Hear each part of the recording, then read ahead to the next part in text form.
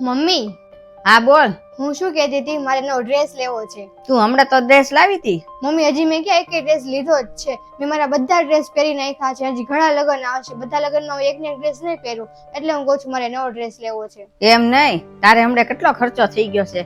તારા લગ્નના ડ્રેસ પડ્યા છે, પછી તારા ભાઈના લગ્નમાં તું લાવી હતી ઈ ડ્રેસ નવા હજી પડ્યા છે, તો એટલા બધા તો ડ્રેસ પડ્યા છે, તો હવે તારે કેટલો ખર્ચો કરવો છે. પણ મમ્મી, ઈ બધા ડ્રેસ મેં છે ને બે ત્રણ વાર પહેરી લીધા છે. હવે હું કેટલી વાર પહેરું? તું એટલા બધા મોંઘા ડ્રેસ લે, પછી તું એક બે વાર પહેર, પછી એવું થોડું હોય કે હવે બીજી વાર ન પહેરવાય. એમ પહેરવાના જ હોય ને, કે બીજાનો વધાર કરીને એમ ન કહેવાય કે મારે બીજા ડ્રેસ લેવા છે.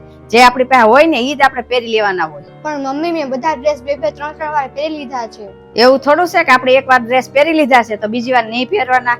આપણી પાસે હોય પહેરી જ લેવાના હોય બીજી વાર. એટલે આપણે મોંઘા ડ્રેસ લીધા હોય તો આપણે પહેરી જ લેવાના હોય ને. આ જો હું 25 વર્ષ પહેલાની જૂની સાડી હજી પહેરું જ છું ને, લગ્નમાં નથી પહેરતી. એવું થોડું છે કે આ ડ્રેસ મેં પહેરી લીધો છે તો હવે ન પહેરવો એમ. પણ મમ્મી, મારે એ ડ્રેસ નથી પહેરવા, કારણ કે એ મેં ડ્રેસ છે ને બે ત્રણ વાર પહેરેલા છે, એટલે મારે નવા ડ્રેસ લેવા છે. અને મમ્મી, માસીના છોકરાની વહુ ને તે માસી છે ને નવા ડ્રેસ અપાવે છે, તમે અપાવો ને. માસીના ઘરની સ્થિતિ છે ને અલગ છે ને આપણા ઘરની સ્થિતિ અલગ છે. મેં તને કોઈ દી કીધું છે માસીના છોકરાને વહુ કેટલું કરિયાવર લાવી છે એમ?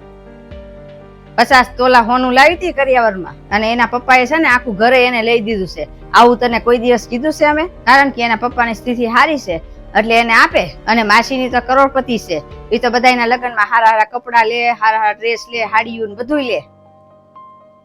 પછી તમે એમ કહો મારે આ જોતું છે ને મારે આ નથી ગમતું, ના લાવવું છે ને ઓલું જોતું છે ને પેલું જોતું છે ને, એમ જ કર્યા કરો. આજકાલના સાસરિયા વાળા છે ને છોકરીને ખુશ કરવા માટે છે ને લેણું કેટલું બધું કરે છે અને ખુશ રાખે છે છોકરીઓને, બધું લાવી દે છે. છોકરીઓને છે ને હોટલમાં લઈ જાય, ફરવા લઈ જાય, સારું સારું ખવડાવે, કપડા લઈ દે, કેટલું બધું કરે છે લોકો. છોકરીઓ છે ને એના બાપના ઘરે ઓલા ઢગલામાંથી વીણી કપડા પહેર્યા હોય, અને અહીંયા આવીને એમ કે મારે તો છે ને કંપનીના કપડા જોવે, કંપનીના ચંપલ જોવે, કંપનીના બૂટ જોવે.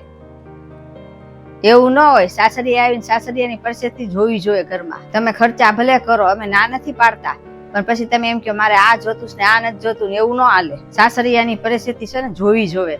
બિચારા છોકરાની માએ તો છે ને કોઈ દી શોખ ભોગવ્યું ન હોય કોઈ દિવસ, તોય તે એ બિચારા છે ને વહુ ને બધી સુવિધા આપે, કેમ કે વહુ ખુશ રહે ને એટલે.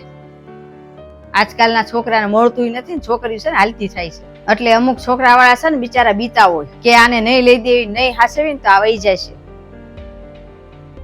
બસ ખબર નહીં, આ છોકરીઓ વાળા કઈ સમજતા જ નથી. સાચું કહો છો મમ્મી, હમણાં મારે બહુ ખર્ચા થઈ ગયા. મારા ભાઈના લગ્નમાં ગઈ હતી તો ત્યારે ડ્રેસ લીધા હતા, ઈ પડ્યા છે, અને મારા લગ્નના ડ્રેસ પડ્યા છે મારે, તો એ હું પહેરી લઈશ, મારે નવા નથી લેવા.